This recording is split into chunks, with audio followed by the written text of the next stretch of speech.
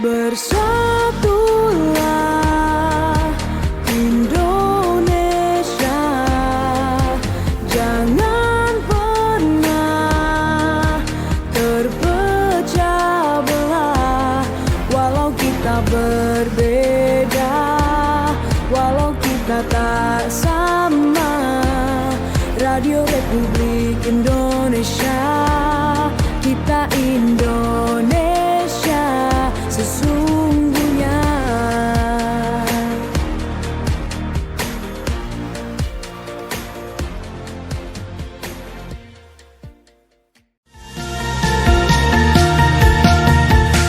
Mozaik Indonesia.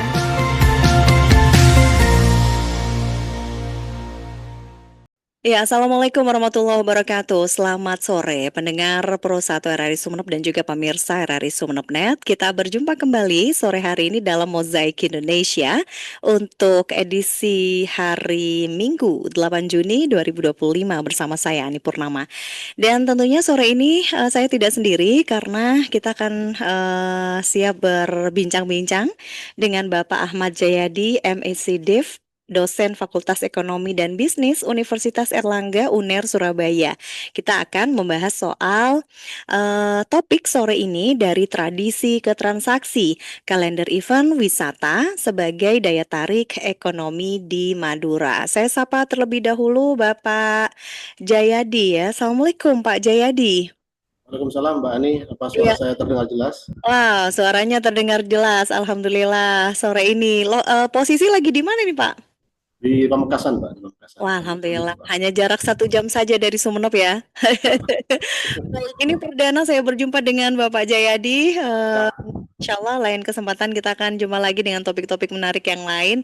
Nah, Pak Jayadi, kalau kita bicara soal Madura nih Pak, banyak orang yang langsung teringat dengan yang namanya karapan sapi gitu, atau tradisi khas Madura lainnya.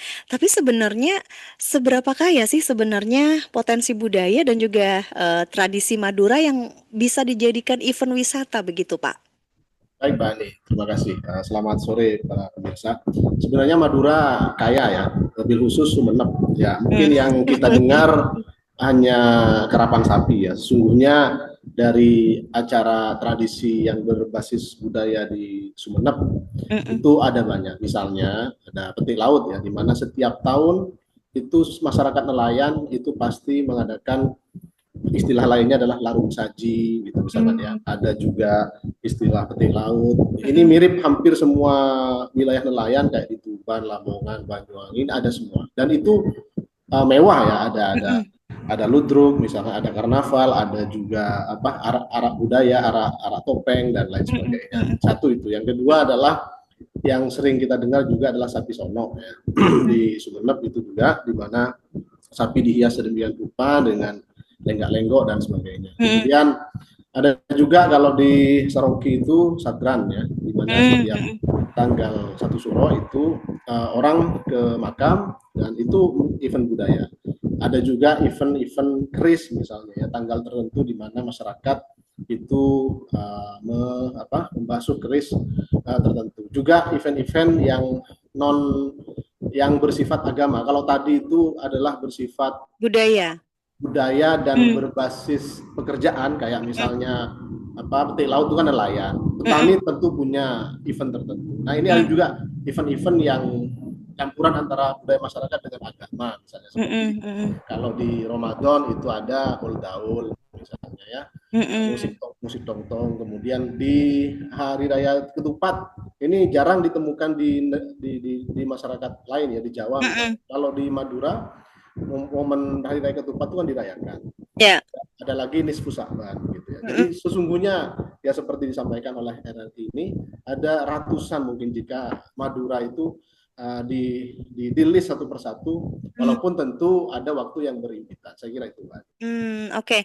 Nah, dari berbagai tradisi nih Pak Jayadi, tradisi yang ada, yang mana yang paling kuat menurut Bapak daya tariknya secara ekonomi begitu Pak, ketika itu dikemas sebagai event wisata begitu? Ya, Baik, event wisata yang memiliki daya ungkit ekonomi itu Mm-mm. membutuhkan beberapa hal. Yang Mm-mm. pertama, satu, durasi ya. Jadi tentu event yang hanya berdurasi 1-2 jam, 3 jam, setengah hari itu pasti rendah ya. Mm. Tapi event yang kemudian 1-2 hari bahkan seminggu itu tentu punya Mm. daya ungkit ekonomi lebih. Contohnya adalah itulah kenapa Karapan Sapi memiliki fenomena yang jauh lebih populer karena karapan sapi ini kan berlangsungnya berhari-hari dari mulai babak penyisihan sampai dengan gubeng di hari terakhir gitu ya. Mm-mm. Jadi yang Mm-mm. pertama adalah durasi. Yang kedua adalah skala ya atau radius ya. Jadi kalau Mm. kalau eventnya itu hanya diikuti oleh skala masyarakat lokal, kayak misalkan contohnya tadi Nyadran ya, Saderen di daerah Dedek itu Mm-mm. Kebun Dadap itu Terong mungkin gitu ya. ya, Mm-mm. tidak sebesar event seperti Karapan Sapi maupun Sapi Solo. Jadi Mm-mm. skala dari masyarakat luasnya. Kemudian yang ketiga adalah historinya. Jadi Mm-mm. kalau momen-momen baru, momen-momen yang masih tercipta 10 tahun, 20 tahun yang lalu mungkin tidak begitu populer. Mm-mm. Tapi kalau misalkan momen itu sudah berlangsung hampir 1 abad misalkan ya, maka tentu itu punya daya ungkit. Kemudian yang ketiga, yang selanjutnya yang keempat, seberapa jauh event tersebut bisa merangkul masyarakat. Mm. Artinya baik itu penjual, pengunjung, panitia, tentu itu berdampak. Contohnya begini, kalau event itu sangat sakral sehingga tidak mungkin untuk dikunjungi oleh penonton, maka jangan diharapkan itu memiliki daya ungkit ekonomi. Tapi jika event itu tidak sakral ya, artinya oke, sangat populer, tapi Mm-mm. orang bisa keluar masuk di dalam ajang tersebut, Mm-mm. maka ini memiliki dampak yang luar biasa. Yang terakhir tentu adalah bagaimana popularitas dari event itu dibentuk. Nah, untuk itu tentu perlu kiat khusus dari baik dari pemerintah maupun pelaku usaha. Saya kira itu, Pak. Oke. Seperti yang sudah disinggung oleh Pak Jayadi di awal tadi bahwa Hmm. banyak agenda sebenarnya di kalender event wisata dan budaya yang diselenggarakan nih Pak. Contohnya di Sumeneb ada ratusan Pak Jayadi jumlahnya. Apakah ini dipandang sudah cukup efektif Pak?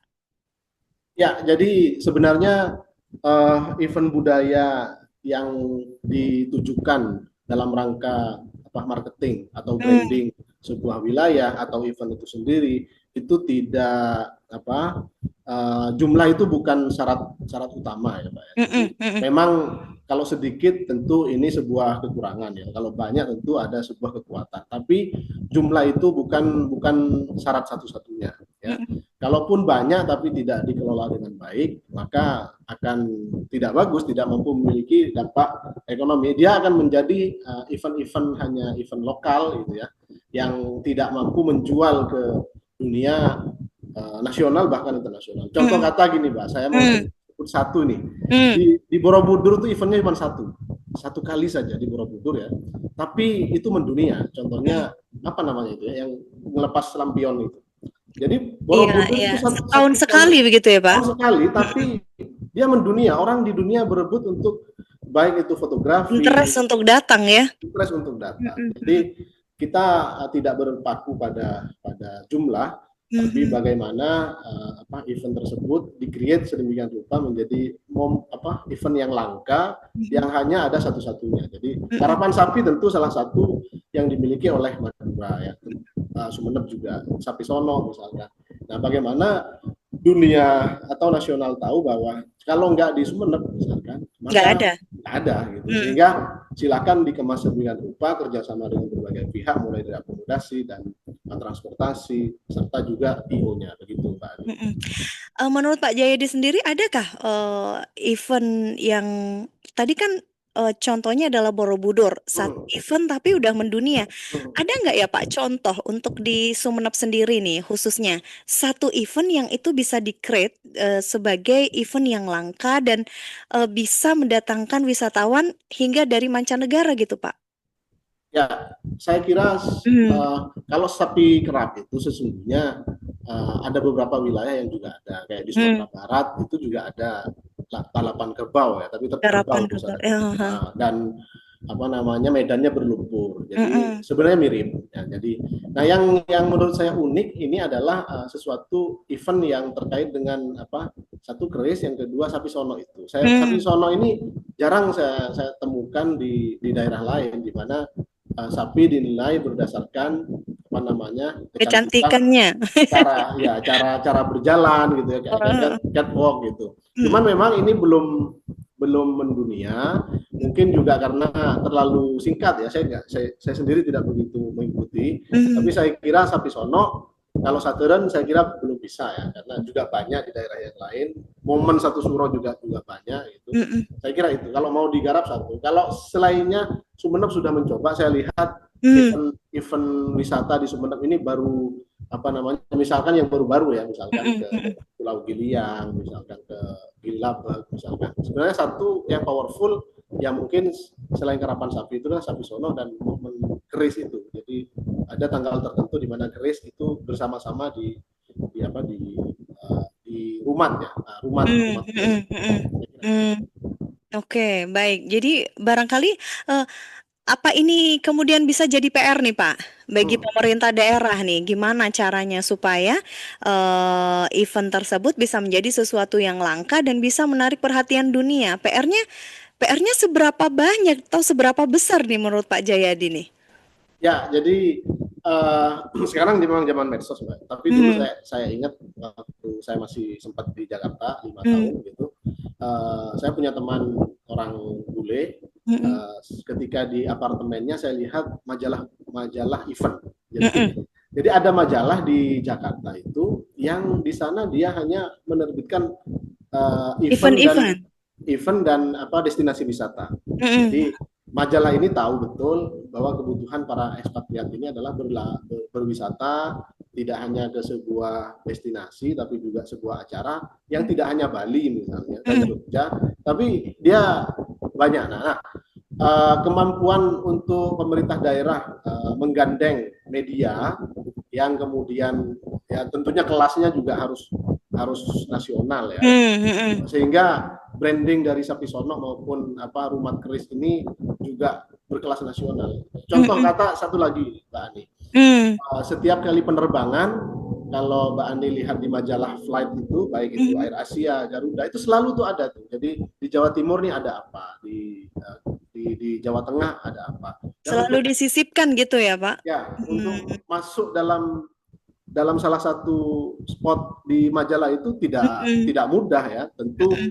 dibutuhkan naskah ya, narasi, dibutuhkan fotografi yang baik, yang tentu fotografi dan narasi itu tidak bisa berdiri sendiri, harus benar-benar Hmm. nanti pada saat eventnya itu tidak mengecewakan ya.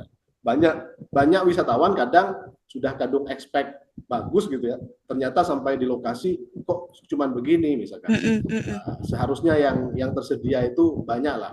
Jadi mulai dari dari akomodasi dari hotel terdekat itu bagaimana tidak ada kesulitan. Kemudian Hmm. ketika ada di lokasi, Hmm. dia si tamu-tamu spesial ini tidak boleh berdiri sama dengan yang lain ya. Misalnya ada VVIP misalkan ya, ada ada satu apa tempat untuk VVIP, mereka rela bayar ya. Kemudian beberapa kenyamanan, dan mereka biasanya yang mereka bayar itu adalah kenyamanan. Hmm. Jadi PR dari pemerintah tentu adalah menggandeng media ataupun apa istilahnya ya, IO yang mampu kemudian membranding, dan brandingnya itu tidak hanya branding tapi juga disiapkan segala macam koneksinya ya, mulai dari akomodasi, transportasi, Hmm. Hmm. fasilitas, dan juga oleh-oleh lah ya, bukan oleh-oleh, kesan ya. Jadi Hmm. pulang dari acara itu mereka dapat kesan yang luar biasa tentang acara di Sumeneb, baik Hmm. oleh-oleh fisik ya, oleh-oleh pakaian, jajan, maupun kesan ya. Jadi Hmm. keramah tamahan dari warga seperti itu. Mm, mm. Oke, baik Pak Jayadi, sebenarnya bagaimana atau seperti apa nih Pak caranya untuk mengubah tradisi yang awalnya tuh bersifat kultural begitu menjadi aset ekonomi melalui kalender event ini Pak? Ya. Jadi tahapannya tentu Hmm. cukup cukup panjang ya. Jadi pertama membuat image dulu bahwa event ini unik, event ini penting ya, satu-satunya dan akan memberikan kesan luar biasa. Itu pertama, image itu dulu. Nah, yang kedua adalah kebanyakan event ataupun tempat wisata itu kan besar karena word of mouth. Jadi getok tular. Jadi orang yang pertama bilang, oh, ke sana tahun depan pasti asik. Semua yang wisata-wisata besar itu adalah dari testimoni-testimoni. Nah, oleh karena itu harus diservis sedemikian rupa agar, terutama kalau misalnya ada di grand launching misalnya di sono di grand launching, maka itu harus benar-benar memberikan kesan luar biasa. Kalaupun di pengunjung kurang, misalkan ada 1-2 kurang, tapi nanti bisa ditutup di media misalnya seperti itu. Jadi kesan pertama, nanti setelah itu akan jalan dengan sendirinya. Nah, ketika event budaya ini kemudian mau menginjak kepada yang bersifat aset ekonomi, ya, yang kita bicarakan ekonomi tadi adalah bukan hanya soal tiket, Pak, ya. Jadi tiket masuk itu sebagai sumbernya, tapi yang lain bahwa sebuah tradisi itu menjadi event kultural ya, kalender event kultural yang kemudian daya ungkit ekonominya pada sektor-sektor yang lain. Yang tadi saya sebutkan adalah akomodasi, kemudian yang kedua adalah transportasi, yang ketiga adalah contoh penyedia jasa ya, restoran, jasa cindramata, kemudian jasa-jasa yang lain seperti hiburan tambahan lah. Hiburan tambahan itu kan tentu ada. Kalau kita pergi ke satu spot itu kadang kita masih dibawa ke sana kemari tambahan gitu. Yeah. Ketika itu sudah, apalagi misalkan masyarakat yang terlibat yang di dalam ekonomi ini adalah masyarakat sekitar, tentu itu akan memberikan dampak yang bagus ya. Jangan sampai nanti orang luar gitu, sehingga kalau masyarakat sekitar terasa dampaknya maka mereka mendukung gitu. Kadang ada sebuah event destinasi di mana masyarakat lokal justru tidak merasakan dampaknya, sehingga yang ada adalah bukan hanya tidak mendukung tapi juga malah negatif ya. Iya. Ya, ada aksi pencopetan, misalkan kan ada begitu di titik tertentu, tidak hanya di Indonesia, Mbak.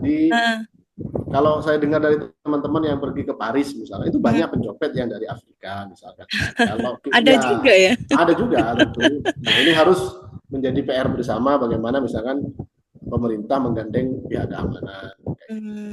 Oke, baik.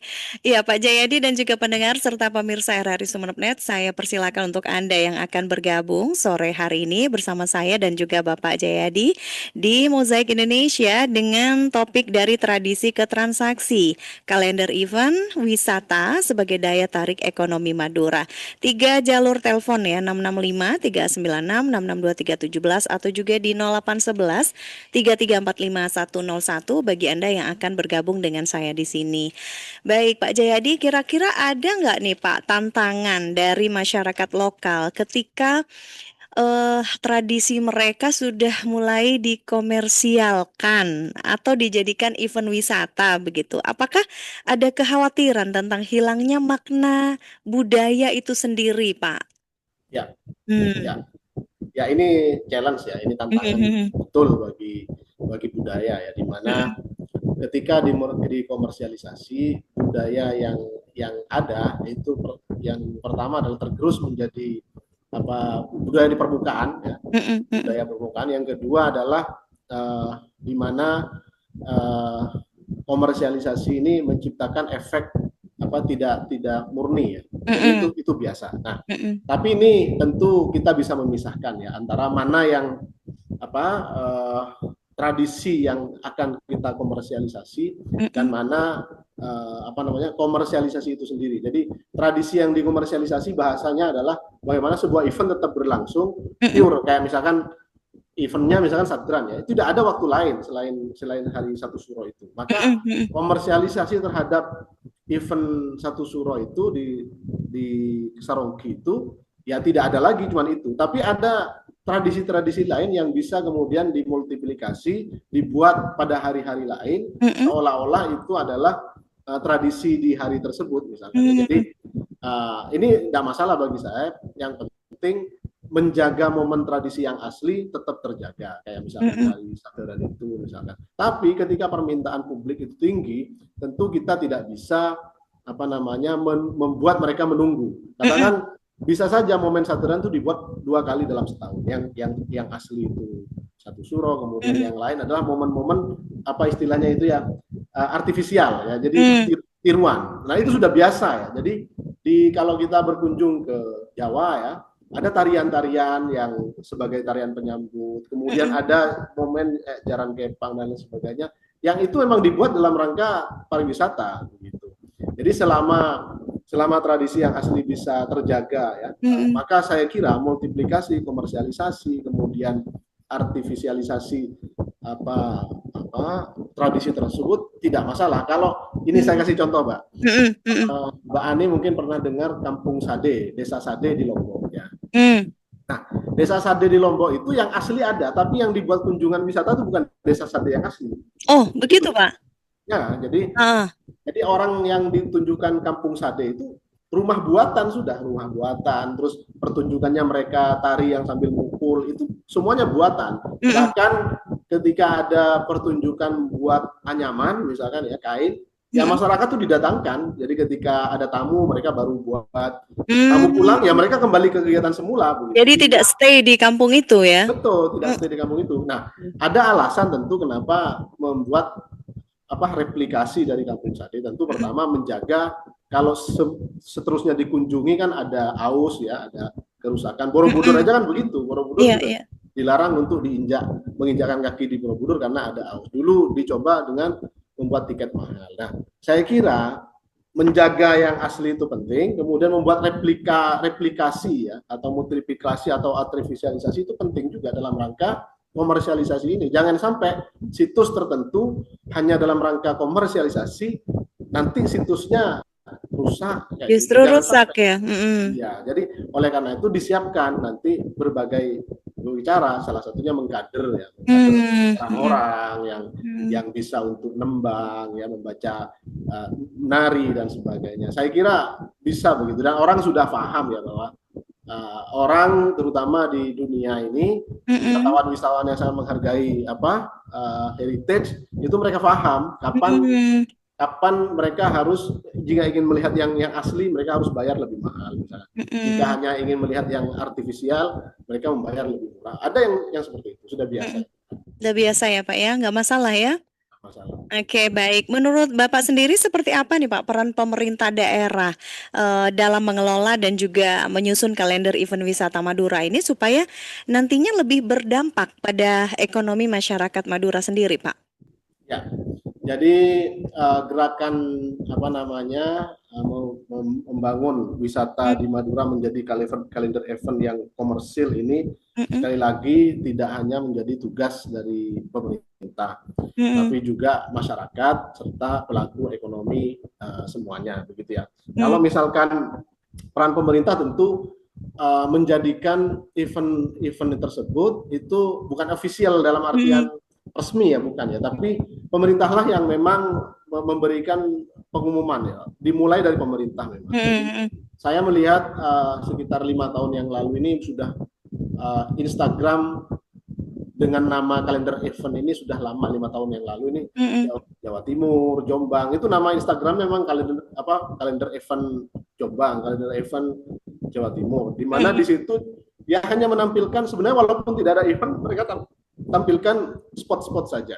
Nah, dimulai dari itu. Jadi launching, pengenalan kalender event. Jadi inilah yang resmi misalkan dalam setahun ada beberapa kegiatan. Kemudian setelah itu dibuat pre-event. Jadi pre-event ya apa begitu ya. Nah, semuanya disiapkan. Pertama adalah masyarakat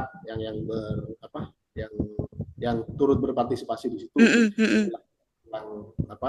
Mulai yang terlibat dalam acaranya, kemudian yang non acara seperti penjual dan sebagainya, itu semua juga diberikan kesadaran, wisata, guide, semua diberikan kesadaran. Kalau kita berkunjung ke Bali, Lombok, kita pasti selalu setiap bis itu dibersamai oleh guide. Guide-nya. Jadi kita mungkin belum ya, sertifikasi guide juga masih belum ramai di Madura ini. Saya kira itu perlu. Karena apa? Dari guide mereka terkoneksi tuh, guide dengan jasa transportasi dengan penginapan dengan restoran, semua terkoneksi. Saya saya 3 kali ke Lombok, kena guide yang sama 2 kali, nginep di hotel yang sama itu juga 2 kali, restorannya juga itu aja. Nah, ini perlu kemudian pemerintah undang bersama tuh bahwa nanti akan ada restoran-restoran yang dipromot misalkan, tapi dengan syarat tertentu yang memenuhi syarat ya, misalnya soal kebersihan ya, dan fasilitas. Nah, jadi yang lain tidak boleh iri. Jadi ketika ada pemerintah sudah memberikan grade misalkan, kemudian juga sama. Jadi ada restoran juga, selain restoran ada akomodasi, kemudian transportasi, sehingga nanti itulah yang menjadi corong nantinya, menjadi apa namanya garda terdepan untuk promosi. Nah, sambil lalu tentu pemerintah meyakinkan masyarakat bahwa dengan sektor pariwisata ini ya bisa menambah, kalau tidak menjadi yang utama ya, bisa menambah income. Gitu. Kalau tidak, maka masyarakat juga enggan untuk berkecimpung di dalam sektor pariwisata ini, Mbak. Jadi kalau ditanya tadi apa peran pemerintah, peran pemerintah daerah ya sangat sentral. Pertama memberikan promosi, yang kedua memberikan garansi, kemudian sertifikasi agar kalau bisa kasih ini apa istilahnya itu stimulan lah, kasih beberapa, bukan subsidi tapi stimulan, apapun stimulan itu. Misalnya gini, pemerintah sekarang menggratiskan pendaftaran izin usaha restoran misalnya. Dengan begitu kan orang berlomba-lomba, oh saya mau daftar dalam rangka menyongsong kalender event ini. Jadi ada stimulan yang diberikan oleh pemerintah sehingga banyak pihak yang mau terlibat. Jadi tertarik begitu ya, Pak? Betul. Contohnya gini simpelnya, ada jasa transportasi di Surabaya. Jadi kalau pemerintah menggandeng, nanti disampaikan jika kamu bisa mendatangkan turis ke Sumeneb misalnya, maka tentu ada apa ya? Ada fee misalnya. Kalaupun pemerintah bisa saja ngasih kamar hotel gratis, fasilitasi dari pemerintah untuk guide dan sebagainya, kayak gitu lah, Mbak. Itu merupakan contoh-contoh stimulannya gitu ya, Pak. Oke. Selain masyarakat juga. Baik, selain pemerintah, bagaimana nih dengan peran dari pelaku usaha lokal sendiri, Pak? Misalkan UMKM atau komunitas kreatif, apakah mereka sudah dilibatkan nih dalam event-event budaya ini? Ya, kalau saya melihat secara umum dulu ya, Pak ya, di Pamekasan, di Bangkalan, di Sumeneb, Sampang gitu. Saya kira ini masih banyak yang berjalan secara natural ya, apa adanya lah gitu. Jadi tidak ada pengarus utamaan, mainstreaming misalnya. Nah, seharusnya ini ada pengarus utamaan. Jadi bergerak bersama, yuk kita majukan ini dulu. Habis itu misalkan. Contohnya ini banyak kita lihat toko-toko souvenir berdiri begitu aja, berdiri habis itu mati gitu ya. Souvenir di satu titik nanti mati gitu. Atau bahkan tidak ada sama sekali. Nah, tidak bertahan lama ya, tidak Pak? Bertahan lama. Maksud saya UMKM seperti ini juga tentu harus mendapatkan insight dari pemerintah nih. Jadi pelaku usaha kadang kan pembuat souvenir itu satu orang aja, Pak. Jadi pengusaha souvenir ya dia jualan di Lombang juga, dia jualan di di Selopeng gitu. Mungkin di titik-titik yang lain. Pengusahanya itu aja. Demikian juga pengusaha rumah makan. Itu kadang juga banyak cabang. Nah, maksud saya ketika pemerintah sudah memberikan arahan bahwa kita ini, apalagi ada peta, ada data misalkan, maka UMKM itu akan bergerak mengikuti arahan tersebut. Contohnya begini, kalau pemerintah punya data, punya spot wisata yang tidak ada toko souvenirnya misalnya, tentu itu menjadi minat kan, oh saya akan jualan di sini, nggak ada. Atau souvenir yang ada itu apa saja, yang ada cuma kaos dan sebagainya. Nah sekarang pemerintah kasih tahu bahwa yang umum souvenir itu bukan hanya kaos, tapi juga gantungan kunci, stiker dan lain sebagainya. Nah saya kira data-data seperti ini pemerintah harus punya, dan itulah yang harus di-share ke pelaku usaha, sehingga pelaku usaha tahu tuh saya mau jualan apa.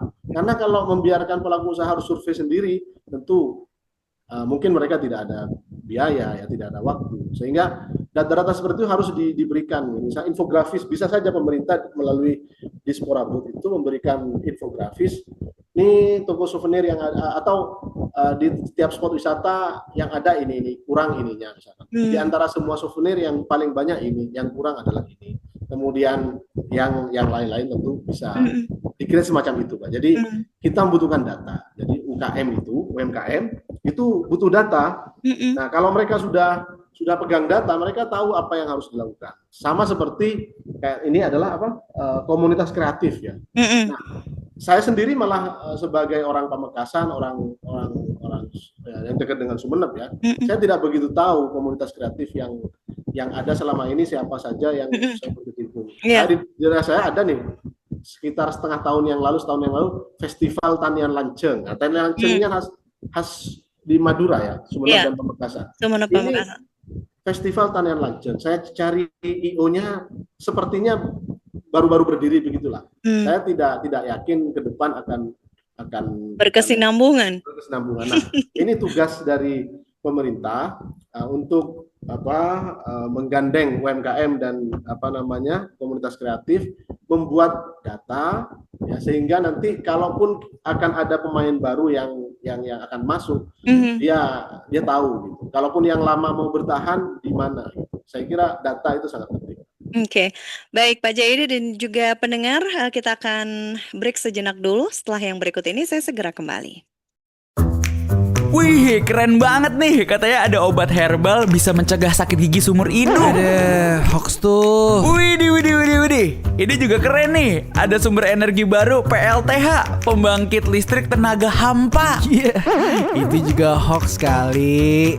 Lu bacanya apaan sih? Aduh, pantesan portal abal-abal lu baca. Kalau mau baca berita yang lengkap tapi udah verified, mulai dari berita nasional, internasional, olahraga, gaya hidup sampai hiburan, lu cukup klik rri.co.id. Di situ lu juga bisa streaming RRI digital. Aduh, makanya cek dulu biar gak kegocek di rri.co.id.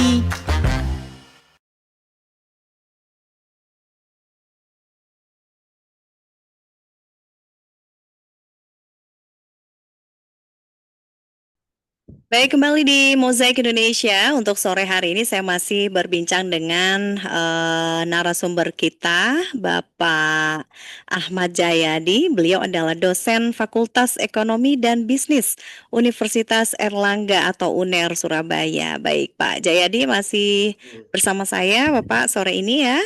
Baik, Pak Jayadi, sejauh ini event-event budaya di Madura tentunya sudah menarik wisatawan lokal nih Pak. Tapi bagaimana dengan wisatawan mancanegara? Apakah sudah ada strategi khusus yang menarik untuk membuat mereka datang begitu? Ya, terima kasih Mbak Ani. Sejauh pengamatan saya tidak terstruktur ya. Ya, kalaupun ada kunjungan-kunjungan wisatawan itu, namun tidak terstruktur. Jadi yang dikatakan terstruktur itu seperti tadi sudah menggunakan kalender event dan sebagainya. Yang ada itu kunjungan wisatawan mancanegara ini teman ya, karena teman ikut saya, misalkan ikut beberapa teman pengusaha begitu berkunjung. Nah, kadang mereka malah sendirian tuh. Saya pernah lihat juga di bis umum, beli sendirian gitu. Jadi benar-benar aventur ya, berkeliling ya, berwisata itu. Namun yang diharapkan tentu adalah wisatawan yang pergi karena dia penasaran. Agent ya, karena agent, karena kalau sudah dari agent ini kan sudah banyak, minimal satu mobil begitu ya. Harapannya iya, travel agent begitu ya Pak ya. Travel agent atau event organizer atau dari paket yang disediakan oleh hotel. Nah, sejauh ini ya di Sumeneb misalnya, saya kebetulan ada kawan WhatsApp yang itu adalah kawan dekatnya Bupati. Oh. Dari situ semua kegiatan WhatsApp story-nya dia itu kegiatan Bupati semua. Kegiatannya Pak Fauzi. Termasuk adalah di situ disisipkan nih, misalkan goes di Giliang. Apalagi gitu yang nonton di Gililaba gitu-gitu, tapi bersifat itu tadi hanya bersifat story ya. Nah, harapan saya ini tidak bisa begitu. Yang bisa lihat itu jangan hanya kawan-kawan yang punya WA, tapi bisa diakses di mana-mana. Misalnya setiap kali membuka website Sumeneb ada, termasuk RRI ini misalnya juga menjadi corong dari kalender event. Jadi kalau sudah ada kalender dalam tahunan, maka tentu ini orang sudah planning ya, karena pergi wisata itu tidak semudah kita berkunjung ke toko supermarket, Mbak ya. Kita harus memplanning, apalagi yang jauh nih, jauh-jauh hari. Jadi membeli tiket, mengbooking hotel, kemudian kendaraan, apalagi yang mereka dari jauh. Gitu. Yang dekat aja tidak bisa, gitu. Apalagi yang jauh. Mereka membutuhkan persiapan. Nah, tidak ada salahnya. Ini sedikit usul nih. Ada nggak nanti? Sedikit usul. Gimana Pak? Sebenarnya tidak semua event itu benar-benar dari kita, Pak. Jadi misalnya gini, Nyadran itu adalah satu suro dan itu dari kita. Tapi ada kalanya kita harus menangkap ketika bule itu libur. Kapan bule libur? Musim semi di mereka kan, musim dingin di mereka. Ketika mereka musim dingin, mereka libur itu. Mereka ke negara tropis dan sebagainya. Nah, itulah yang harus ditangkap saya kira. Adakan event-event yang di mana bule liburan. Jangan hanya menggunakan versi liburan kita atau versi tradisi yang benar-benar ada. Jadi seperti itu. Ditangkaplah momen-momen seperti itu. Wah, idenya mahal nih sepertinya. Jadi strategi khusus ya tadi itu. Kalau ternyata memang bule itu beda-beda, Mbak ya. Jadi mungkin Mbak Ani juga tahu ya. Kalau bule misalkan ya, bule India itu terkenal pelit gitu ya, nyuri gitu ya. Terus kemudian ada sering di medsos itu kan. Kalau bule Cina ini sekarang lagi high rich ya, crazy rich, mereka Cina ini lagi crazy rich. Tapi kalau misalkan membandingkan Cina sama Taiwan, Taiwan lebih royal lah, lebih banyak duit gitu. Kalau bule dari Rusia ini juga terkenal pelit begitu. Jadi saya kira tergantung jenis bulenya ya, tergantung jenis mereka suka apa. Nah ini yang harus dibuat bukan kajian, tapi tentu Disporabud Sumeneb itu sudah punya tentu. Kalau wisatawan Jepang sama Taiwan suka dengan alam, kalau wisatawan Cina ini suka kepada yang butuh cenderamata, karena mereka kan survei, mereka akhirnya jualan. Terus kemudian kalau wisatawan yang suka dengan tradisi itu misalkan yang Eropa itu sangat suka dengan budaya. Jadi kalau Sumeneb memang mau menjual alam dan budaya, tentu targetingnya adalah wisatawan dari Eropa, misalkan, sama yang tadi itu dari Asia, misalkan Taiwan dan Jepang. Nah, sejauh yang saya amati, ya itu tadi yang datang ke sini itu bareng teman, gitu, atau lanjutan habis dari Surabaya mereka. Saya baru 2 minggu yang lalu bawa tamu dari Polandia itu karena pengen tahu Madura. Dari pertama dengar katanya Madura ini gini-gini. Saya mau nyebrang gitu, jadi saya ajak nyebrang. Ya. Dari yang benderanya terbalik dengan kita ya Pak? Betul. Polandia itu ya. Polandia. Jadi itu harus diubah, harus kita masifkan, bukan hanya gerakan dari teman ini ya, tapi bagaimana merangsang bule itu datang ke sini tertarik. Tadi itu pertama destinasi maupun acaranya itu sendiri, yang kedua fasilitas yang memadai ya, kemudian yang ketiga kenyamanan, keamanan. Itu saya kira bule itu hanya butuh itu. Kalau soal makanan kadang mereka nggak mau nyoba-nyoba, banyak bule itu nggak mau ambil resiko. Iya. Bagi mereka ambil resiko makan, resikonya luar biasa. Mereka diare sampai 2 hari sakit, mereka nggak mau resiko itu. Mereka makan di hotel paginya, di lokasi mereka nggak makan apa-apa kadang. Jadi jangan harap untuk bule ini makanan kita akan laris manis, enggak. Jadi beda sama kita ya Pak, kita kan suka coba yang aneh-aneh, yang baru-baru. Kalau bule banyak tobat Pak, di kita itu banyak tobat. Pertama soal higienitas, gitu. Terus kemudian makanan kita yang sangat berani pedas dan berani bumbu, mereka nggak bisa kayak gitu. Mereka coba dikit aja udah nggak mau gitu. Resikonya soalnya mereka diare akhirnya mereka terbaring sehari begitu, nggak mau. Iya, baik. Terakhir Pak Jayadi, kalau boleh membayangkan nih Pak, Madura dalam 5 atau 10 tahun ke depan, seperti apa Pak idealnya wajah Madura sebagai destinasi budaya yang berbasis kalender event? Ya, jadi kalau membayangkan 5 sampai 10 tahun ke depan, kalau 5 mungkin tidak begitu banyak berubahnya, tapi harapan ya, namanya juga harapan. Ini pertama ide ini sudah dimulai ya. Jadi misalkan tol Madura, kereta api Madura, itu kalau misalkan betul jadi ya, Jalan Provinsi tol, Madura barangkali? soal itu mau provinsi Kan mau itu enggak, cepat tuh, Pak. asalkan tol dan kereta api jadi, wah silahkan aja. Masih. Mau provinsi mau enggak terserah. Jadi Oke. kalau tol dan kereta api jadi, maka tentu ini menjadi jaminan pertama bagi Hmm. bagi wisatawan ya. Karena wisatawan itu tidak bisa. Saya kalau ke Sumeneb berapa jam dari Surabaya? 4 jam. Waduh, Hmm.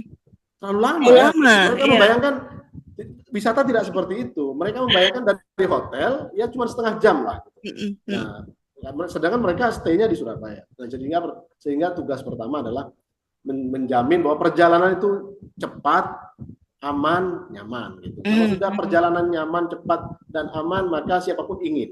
Ya. Yang kedua adalah fasilitas.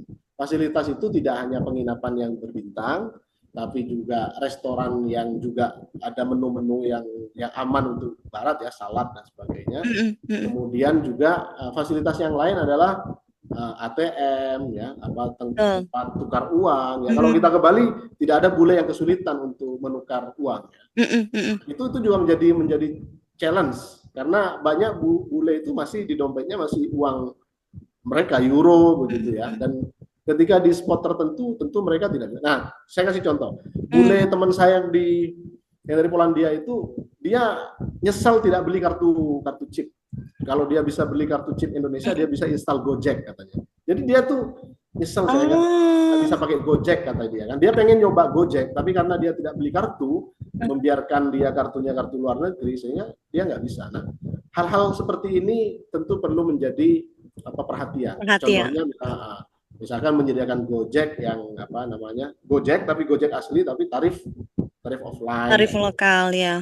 Jadi membayangkan kalender event di Madura 5 tahun 10 tahun yang akan datang itu tidak bisa tidak infrastruktur tadi sudah disinggung. Infrastruktur harus tersedia baik jalan, penginapan, restoran, kemudian juga layanan akomodasi, kemudian guide. Nah, juga masyarakat tadi sempat disinggung oleh Mbak Ani, masyarakat, kesiapan masyarakat nih. Jangan sampai masyarakat kita itu istilahnya membuat bule itu risih. Ya. Risih itu apa? Macam-macam. Ada yang maksa foto gitu. Setiap saya bawa bule, selalu orang-orang mas foto. Oke, 1-2 mereka senang lah berinteraksi langsung dengan masyarakat. Tapi kalau setiap melangkah ada yang pengen foto, kapan mereka bisa menikmati makan gitu, foto. Belum lagi yang lebih risih dari itu, yang ngikutin aja karena ada yang teriak-teriak gitu, gitu. Kalau teriaknya sopan, oke. Kadang ya kurang sopan misalnya. Kesiapan Nanti masyarakat kita juga memang harus diberikan edukasi wisata gitu ya Pak. Baik untuk dalam hal hospitality, menyapa ramah, tapi juga sterilisasi. Jadi jangan tersinggung jika masyarakat di sekitar tempat wisata tuh disterilkan. Jangan ke sana, jangan ganggu gitu. Kadang kan ada yang tidak steril. Saya tidak perlu menyebutkan di Pamekasan dan Sumeneb ada wisata yang tidak steril, Pak. Jadi ketika wisatawan tuh main menikmati, tiba-tiba ada warga sekitar nongkrong di sebelahnya, begitu kan nggak steril. Gitu. Iya. Nah, jadi harusnya ya, oke. Ya, baik. Terima kasih untuk bincang-bincang yang menarik sore hari ini, Bapak Ahmad Jayadi, dosen Fakultas Ekonomi dan Bisnis Universitas Erlangga Surabaya, dari tradisi ke transaksi kalender event wisata sebagai daya tarik ekonomi Madura. Insya Allah kita akan jumpa lagi di lain kesempatan. Sehat selalu, Pak Jayadi. Selamat menikmati akhir pekan bersama keluarga. Ya, baik. Assalamualaikum. Mozaik Indonesia.